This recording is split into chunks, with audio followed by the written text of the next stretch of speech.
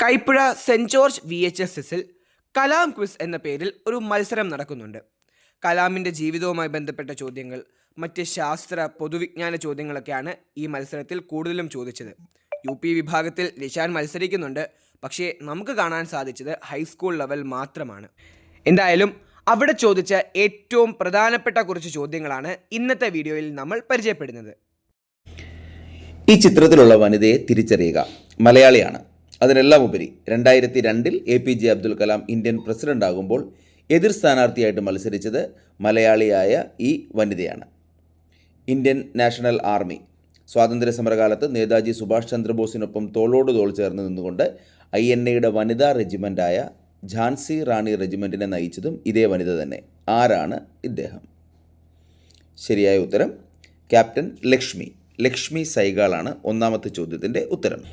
ഈ സ്ഥാപനം ഏതെന്ന് തിരിച്ചറിയാമോ? APJ അബ്ദുൽ കലാം അദ്ദേഹത്തിൻ്റെ അവസാന ദിവസം കാർഡിയാക് അറസ്റ്റിനെ തുടർന്ന് കുഴഞ്ഞു വീഴുന്നത് ഈ സ്ഥാപനത്തിൽ വിദ്യാർത്ഥികളുമായി സംവദിക്കുമ്പോഴാണ്. കൃത്യമായിട്ട് സ്ഥാപനവും സ്ഥലവും ഐഡൻറ്റിഫൈ ചെയ്യണം. സമയം അവസാനിക്കുകയാണ്. ഈ സ്ഥാപനം ശരിയായ ഉത്തരം Indian institute of management Shillong, IIM Shillong ആണ് ഈ ചിത്രത്തിൽ കാണുന്നത്. ചിത്രത്തിലുള്ളത് മഹാത്മാഗാന്ധിയാണ്. APJ അബ്ദുൽ കലാം തൻ്റെ അഗ്നിച്ചിറകുകൾ എന്ന പുസ്തകത്തിൽ ഇന്ത്യൻ സ്വാതന്ത്ര്യ സമരത്തിന് മഹാത്മാഗാന്ധി എന്നതുപോലെ ഇന്ത്യൻ ശാസ്ത്രത്തിന് ഒരു വ്യക്തി എന്ന രീതിയിൽ, അതായത് ശാസ്ത്രത്തിൻ്റെ മഹാത്മാഗാന്ധി എന്ന രീതിയിൽ വിശേഷിപ്പിക്കപ്പെട്ട ഒരു വ്യക്തിത്വമുണ്ട്. ആരാണ് അത്? നമുക്ക് ഊഹിക്കാവുന്ന ഒരു കാര്യം, APJ അബ്ദുൽ കലാമാണ് വിശേഷിപ്പിച്ചിരിക്കുന്നത്. അപ്പോൾ ഏത് മേഖലയിലാണെന്ന് കരുതുക. ഇന്ത്യൻ ശാസ്ത്രത്തിൻ്റെ മഹാത്മാഗാന്ധി ആര്? ശരിയായ ഉത്തരം വിക്രം സാരാഭായി. ISROയുമായി ബന്ധപ്പെട്ടതാണ് അടുത്ത ചോദ്യം. 1969 ഇന്ത്യൻ സ്പേസ് റിസർച്ച് ഓർഗനൈസേഷൻ സ്ഥാപിതമാകുന്നത്. എന്നാൽ 1962 മുതലുള്ള ഒരു സ്ഥാപനത്തിൻ്റെ പുനർനാമകരണമാണ് ISRO ആയി മാറിയത്. എങ്കിൽ 1962 മുതൽ നിലവിലുണ്ടായിരുന്ന ആ സ്ഥാപനം ഏത്? ISROയുടെ മുൻഗാമി എന്നറിയപ്പെടുന്ന ആ സ്ഥാപനം ഏതെന്നാണ് എഴുതേണ്ടത്. ശരിയായ ഉത്തരം INCOSPAR, Indian national committee on space research. ഈ ചിത്രത്തിലുള്ളത് ലുലു മാളാണ്. എല്ലാവർക്കും നല്ല പരിചിതമാണ്. ലുലു എന്ന അറബി വാക്കിൻ്റെ അർത്ഥം എന്താണ്? ലുലു മാൾ എല്ലാവരും കണ്ടും കേട്ടും പോയും പരിചയമുണ്ട്. ആ ലുലു എന്ന അറബി വാക്കിൻ്റെ അർത്ഥം? ഉത്തരം പേൾ, മുത്ത് എന്നാണ് ലുലു എന്ന വാക്കിൻ്റെ അർത്ഥം. ഏത് രാജ്യത്തിൻ്റെ ദേശീയ പതാകയാണ് ചിത്രത്തിലുള്ളത്? ഏറ്റവും വലിയ ക്ലൂ, ഏറ്റവും പ്രധാനപ്പെട്ട ഒരു സൂചന എന്നുള്ളത് ആ ചിത്രത്തിൽ കാണുന്നത് ഒരു കപ്പൽ ഛേദത്തിൻ്റെ, തകർന്നു പോകുന്ന ഒരു കപ്പലിൻ്റെ ചിത്രമാണ്. ആ വിഷയത്തെ കൂടി ഒന്ന് ബന്ധിപ്പിക്കുകയാണെങ്കിൽ ഏത് രാജ്യത്തിൻ്റെ ദേശീയ പതാകയാണിതെന്ന് എളുപ്പത്തിൽ മനസ്സിലാക്കാൻ പറ്റും. ഉത്തരം ബർമുഡയാണ്. ബർമുഡ ട്രയാങ്കിളിൽ കപ്പൽ നശിക്കുന്നതുമായി ബന്ധപ്പെട്ട കഥകളും വാർത്തകളുമൊക്കെ കേട്ടിട്ടുണ്ടാകുമല്ലോ. അപ്പോൾ ഈ ചിത്രത്തിൽ കാണുന്നത് ബർമുഡ എന്ന രാജ്യത്തിൻ്റെ ദേശീയ പതാകയാണ്. ഡൊമിനിക് ലാപ്പിയറിൻ്റെ വളരെ പ്രശസ്തമായൊരു പുസ്തകമാണ് ദ സിറ്റി ഓഫ് ജോയ്. ഈ പുസ്തകം വൺ ഓഫ് ദി ബെസ്റ്റ് സെല്ലറായി മാറുകയും പിന്നീട് ഇതൊരു സിനിമയായി മാറുകയൊക്കെ ചെയ്തു. എന്തായാലും ഈ പുസ്തകത്തിന് ശേഷം ആ നഗരത്തെ, ഏത് നഗരത്തെക്കുറിച്ചാണോ ഈ കഥ പറയുന്നത്, ആ നഗരത്തെ സിറ്റി ഓഫ് ജോയ്, സന്തോഷത്തിൻ്റെ നഗരം എന്ന് തന്നെയാണ് വിശേഷിപ്പിക്കുന്നത്. ആ ഇന്ത്യൻ നഗരം ഏതെന്ന് തിരിച്ചറിയുക. ഉത്തരം കൽക്കട്ട. ഇന്നത്തെ കൊൽക്കത്തയാണ് സിറ്റി ഓഫ് ജോയ് എന്ന് അറിയപ്പെടുന്നത്. ചിത്രത്തിലുള്ള വ്യക്തിയെ തിരിച്ചറിയണം. ഏറ്റവും എളുപ്പത്തിലുള്ള ചോദ്യമാണ്, ആരാണ് ഈ വ്യക്തി? രാകേഷ് ശർമ്മയ്ക്ക് ശേഷം ബഹിരാകാശത്തെത്തുന്ന ആദ്യത്തെ ഇന്ത്യക്കാരനായ ശുഭാംശു ശുക്ലയുടെ ചിത്രം തന്നെയാണിത്. അദ്ദേഹം ഗഗൻയാൻ എന്ന ദൗത്യം കൂടി കഴിയുന്നതോടുകൂടി 2 തവണ ബഹിരാകാശത്തെത്തുന്ന ആദ്യത്തെ ഇന്ത്യക്കാരനായി മാറുകയും ചെയ്യും. ചിത്രത്തിലുള്ള ആളെ തിരിച്ചറിയാനുള്ള ക്ലൂ ചിത്രത്തിൽ തന്നെയുണ്ട്. ബാക്ക്ഗ്രൗണ്ടിൽ സൂക്ഷിച്ചു നോക്കിയാൽ WWW കാണാം, world wide web. World wide വെബിൻ്റെ പിതാവ് കൂടിയായ ഈ വ്യക്തിയുടെ കണ്ടുപിടുത്തം മാനവരാശിയെ അപ്പാടെ മാറ്റിമറിച്ചു എന്ന് പ്രത്യേകം പറയേണ്ടതില്ലല്ലോ. ആളുടെ പേര് എന്താണ്? ഉത്തരം ശരിയാണ്, വേൾഡ് വൈഡ് വെബിൻ്റെ പിതാവായ തിമോത്തി ബെർണേഴ്സ്ലിയുടെ ചിത്രമാണ് ഈ കാണുന്നത്. ഈ മാപ്പിൽ സൂക്ഷിച്ചു നോക്കിയാൽ ചുവപ്പ് നിറത്തിൽ അടയാളപ്പെടുത്തിയിരിക്കുന്നത് ഫിലിപ്പൈൻസ് എന്ന രാജ്യമാണ്. ഫിലിപ്പൈൻസിന് ആ പേര് കിട്ടിയത് ഏത് രാജ്യമാണോ ഫിലിപ്പൈൻസിനെ കോളനി ആക്കിയിരുന്നത് ആ രാജ്യത്തെ ഒരു രാജാവിൻ്റെ പേരിൽ നിന്നാണ്. അപ്പോൾ ചോദ്യം ഇതാണ്, ഫിലിപ്പൈൻസിന് ആ പേര് ലഭിച്ചത് ഏത് രാജ്യത്തെ, ഏത് രാജാവിൻ്റെ പേരിൽ നിന്നാണ്? ഉത്തരം സ്പെയിനാണ്. സ്പെയിൻ്റെ കോളനിയായിരുന്നു ഫിലിപ്പൈൻസ്. സ്പെയിനിലെ രാജാവായിരുന്ന ഫിലിപ്പ് രണ്ടാമനിൽ നിന്നാണ് ഫിലിപ്പൈൻസ് എന്ന പേര് കിട്ടിയത്. നമുക്ക് വളരെ പരിചിതമായ ഒരു സ്ക്രീനാണ് കാണുന്നത്. ഏതെങ്കിലും പുതിയ വെബ്സൈറ്റുകളിലേക്കോ മറ്റോ പ്രവേശിക്കണമെങ്കിൽ ആദ്യം നമ്മൾ ലോഗിൻ യൂസർ നെയിം അയച്ചു കൊടുക്കണം, പിന്നീട് പാസ്വേഡും. അതിനുശേഷം ഏതെങ്കിലും ചില രൂപങ്ങളോ അക്ഷരങ്ങളോ ഒക്കെ പ്രത്യേകമായി തന്ന് റോബോട്ടല്ല മനുഷ്യരാണ് എന്ന് ഉറപ്പിക്കാൻ വേണ്ടിയുള്ള ഒരു ചെറിയ കോഡ് കൂടി കാണും. ആ കോഡ് ഏത് പേരിലാണ് അറിയപ്പെടുന്നത്? അതാണ് ചോദ്യം. ക്യാപ്ച എന്നുള്ളത് തന്നെയാണ് ശരിയായ ഉത്തരം. ക്യാപ്ച.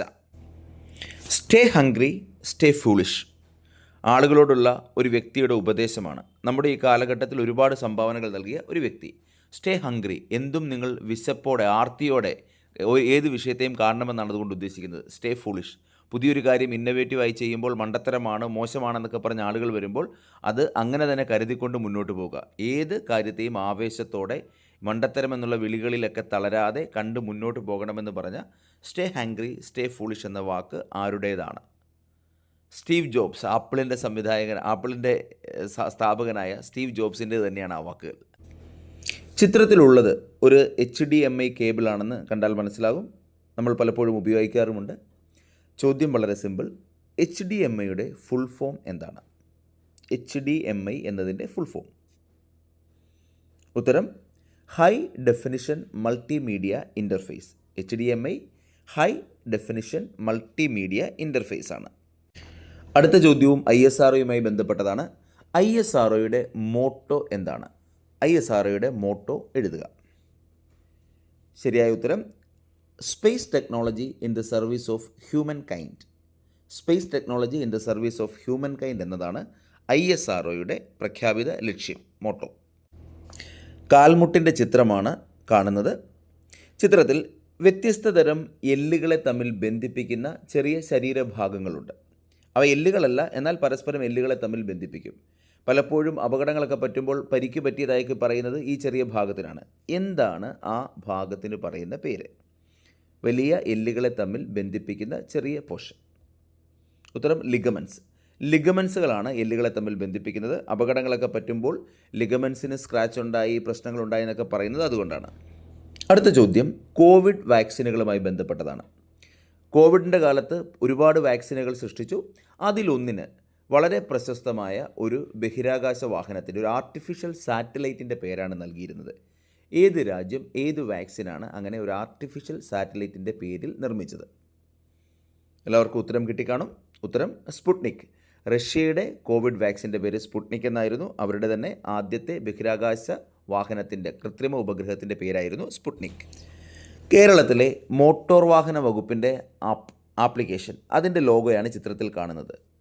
നമ്മൾ ഏതെങ്കിലും ട്രാഫിക് നിയമങ്ങളൊക്കെ ലംഘിച്ചു കഴിഞ്ഞാൽ അതിനെ സംബന്ധിച്ചുള്ള അറിയിപ്പുകളും മറ്റും ലഭിക്കുന്നതും എത്ര പിഴയായെന്നൊക്കെ കൃത്യമായി അറിയാൻ പറ്റുന്നതും ട്രാഫിക്കുമായി ബന്ധപ്പെട്ട് വാഹനങ്ങളുമായി ബന്ധപ്പെട്ട എല്ലാ സേവനങ്ങളും ലഭ്യമാകുന്ന ഈ ആപ്ലിക്കേഷൻ്റെ പേര് എന്താണ്? ഉത്തരം പരിവാഹൻ. പരിവാഹൻ എന്നുള്ളതാണ് ഈ ആപ്ലിക്കേഷൻ.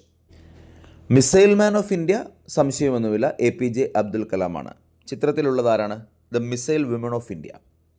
ഇന്ത്യയുടെ മിസൈൽ വിമൺ. ഏറെക്കുറെ എല്ലാവർക്കും ഉത്തരം ശരിയായിരിക്കും. ടെസ്സി തോമസ്.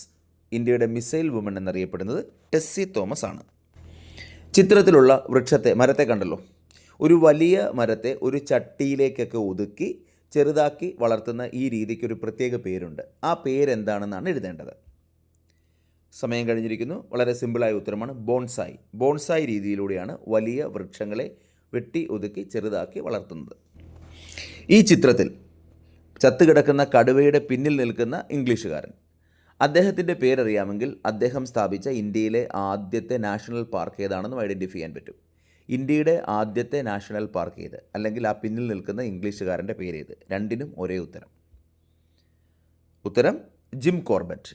ജിം കോർബറ്റ് സ്ഥാപിച്ച കോർബറ്റ് നാഷണൽ പാർക്ക് തന്നെയാണ് ഇന്ത്യയിലെ ആദ്യത്തെ നാഷണൽ പാർക്കും. ഒറീസയിലെ വളരെ പ്രശസ്തമായൊരു ദ്വീപ്, ഒരു ഐലൻഡാണ് ചിത്രത്തിലുള്ളത്. ഏറ്റവും പ്രധാനപ്പെട്ട ക്ലൂ, ഇദ്ദേഹം അബ്ദുൽ കലാമിൻ്റെ മരണശേഷം അബ്ദുൽ കലാം ദ്വീപ് എന്നാണ് ഈ ദ്വീപ് അറിയപ്പെടുന്നത്. ഏതാണ് ഈ പ്രശസ്തമായ ഐലൻഡ്? വീലർ ഐലൻഡ് എന്നുള്ളതാണ് ഉത്തരം. വീലർ ഐലൻഡിനെയാണ് അബ്ദുൽ കലാം ഐലൻഡ് എന്ന് പുനർനാമകരണം ചെയ്തിരിക്കുന്നത്. ചിത്രത്തിലെ ഉപകരണം ശ്രദ്ധിച്ചല്ലോ. നമ്മുടെ റേഷൻ കടകളിൽ റേഷൻ വിതരണം കാര്യക്ഷമമാക്കാൻ വേണ്ടി ഉപയോഗിച്ചിരിക്കുന്ന ഇലക്ട്രോണിക് സംവിധാനമാണ്. ഏതാണ് ആ മെഷീൻ? ശരിയായ ഉത്തരം ഇ പോസ് മെഷീൻ. റേഷൻ കടകളിൽ പോയിട്ടുള്ളവർക്ക് വളരെ പരിചിതമായ ഈ മെഷീൻ്റെ പേര് ഇ പോസ് എന്നാണ്, ഇലക്ട്രോണിക് പോയിൻ്റ് ഓഫ് സെയിൽ. ആന്ധ്രാപ്രദേശിൽ പുലിക്കാട്ട് ലേക്കിൻ്റെ പോർഷനാണ് ആദ്യം കാണിച്ചിരിക്കുന്നത്. തൊട്ടപ്പുറത്ത് മറ്റൊരു സിമ്പൽ കാണിച്ചിട്ടുണ്ട് റെഡ് സ്പോട്ടിൽ. അത് ഏതാണ് ആ സ്ഥലം എന്ന് ഐഡൻറ്റിഫൈ ചെയ്യണം. അബ്ദുൽ കലാമുമായി ബന്ധപ്പെട്ട ക്വിസാണെന്നുള്ള ഓർമ്മ കൂടി ഉണ്ടെങ്കിൽ എളുപ്പത്തിൽ ഐഡൻറ്റിഫൈ ചെയ്യാൻ പറ്റും. ആന്ധ്രാപ്രദേശിലെ ആ സ്ഥലം റെഡ് സ്പോട്ടിൽ അടയാളപ്പെടുത്തിയിരിക്കുന്നത് മറ്റൊന്നുമല്ല, ശ്രീഹരിക്കോട്ടയാണ്. ഇന്ത്യയുടെ ബഹിരാകാശ തുറമുഖം എന്നുകൂടി അറിയപ്പെടുന്ന ശ്രീഹരിക്കോട്ട. ഇത്തവണ വയനാട് ദുരന്തമുണ്ടായപ്പോൾ അവിടെയൊക്കെ രക്ഷാപ്രവർത്തകരെ സഹായിക്കാൻ വേണ്ടി താൽക്കാലികമായി നിർമ്മിക്കപ്പെട്ട ഒരു പാലമാണ് ചിത്രത്തിലുള്ളത്. ഇത്തരം പാലങ്ങളെക്കുറിച്ച് നമ്മൾ കേട്ടിട്ടുണ്ട്, നമുക്ക് പരിചിതമാണ്. എന്താണ് ഈ പാലത്തിൻ്റെ പേര്? ഒരുപാട് ക്ലൂ ഒന്നും മറ്റില്ല. ശരിയായ ഉത്തരം ബെയ്ലി പാലം.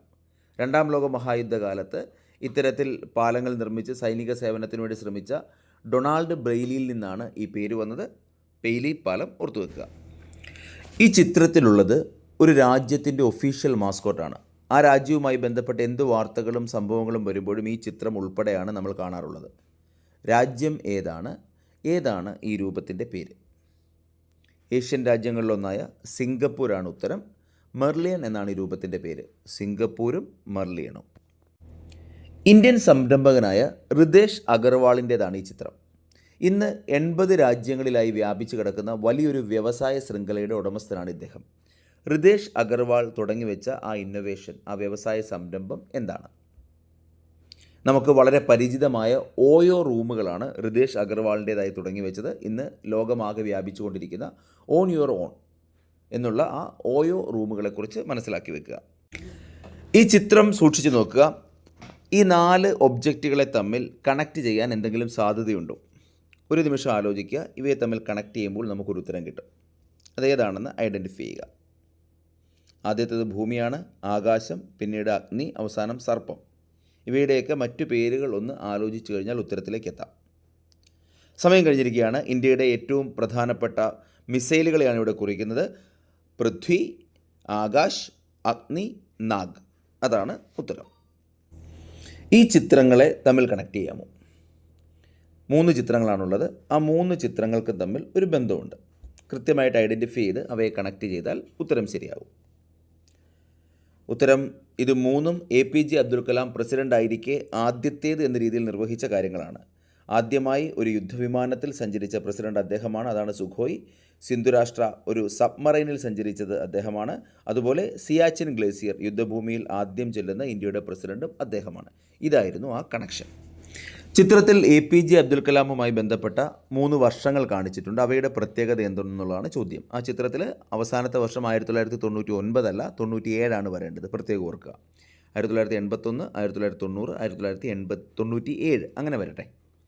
ഈ 3 വർഷങ്ങൾ, ആദ്യത്തേത് APJ അബ്ദുൽ കലാമിന് പത്മഭൂഷൺ കിട്ടിയ വർഷമാണ്. രണ്ടാമത്തേത് പത്മവിഭൂഷൺ കിട്ടിയ വർഷം. ഒടുവിലത്തേത് അദ്ദേഹത്തിന് ഭാരതരത്ന കിട്ടിയ വർഷം. അത് 1997.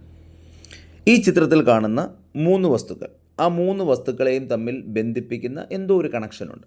അതെന്താണെന്ന് ഐഡൻറ്റിഫൈ ചെയ്യണം. സൂക്ഷിച്ച് നോക്കുക. 3 വസ്തുക്കളുണ്ട്, അവയെ തമ്മിൽ ബന്ധിപ്പിക്കുന്നത് എന്താണ്? ഉത്തരത്തിലേക്ക് വന്നാൽ ഈ 3 വസ്തുക്കളുടെയും കണ്ടുപിടുത്തത്തിന് പിന്നിൽ ഇരട്ടകളാണ്, ബ്രദേഴ്സാണ്, സഹോദരങ്ങളാണ്. വിമാനം കണ്ടെത്തിയത് റൈറ്റ് സഹോദരങ്ങളാണെന്നറിയാം. സിനിമയുടെ കണ്ടുപിടുത്തത്തിന് പിന്നിൽ ലൂമിയർ ബ്രദേഴ്സാണ്. ഏറ്റവും ആദ്യത്തെ ചിത്രം ഹോട്ട് എയർ ബലൂണാണ്. മോൺ ഗോൾഫിയർ ബ്രദേഴ്സാണ് അവയുടെ കണ്ടുപിടുത്തത്തിന് പിന്നിലുള്ളത്. ക്വിസ് മത്സരം അവസാനിച്ചപ്പോൾ നമ്മുടെ നിഷാനും കൂട്ടുകാരനും അടങ്ങിയ ടീമിന് UP വിഭാഗത്തിൽ 1ാം സ്ഥാനമുണ്ടായിരുന്നു. മാത്രമല്ല UP വിഭാഗത്തിലെ മറ്റ് വിഭാഗങ്ങളിലുമൊക്കെ സമ്മാനം നേടിയതും പങ്കെടുത്തതുമായ പലരും നമ്മുടെ മിഠായിപ്പൊതിയുടെ കൂട്ടുകാർ തന്നെയായിരുന്നു. അതിൽ ഒരുപാട് സന്തോഷം. പിന്നെ ഈ മത്സരം ഹയർ സെക്കൻഡറിക്കാർക്കില്ലായിരുന്നു, ഞാൻ +1-ലായല്ലോ, അതുകൊണ്ട് എനിക്ക് പങ്കെടുക്കാൻ പറ്റിയില്ല. എന്തായാലും കൂടുതൽ വിശേഷങ്ങളും ചോദ്യങ്ങളുമായി പിന്നീട് വരാം. ബൈ.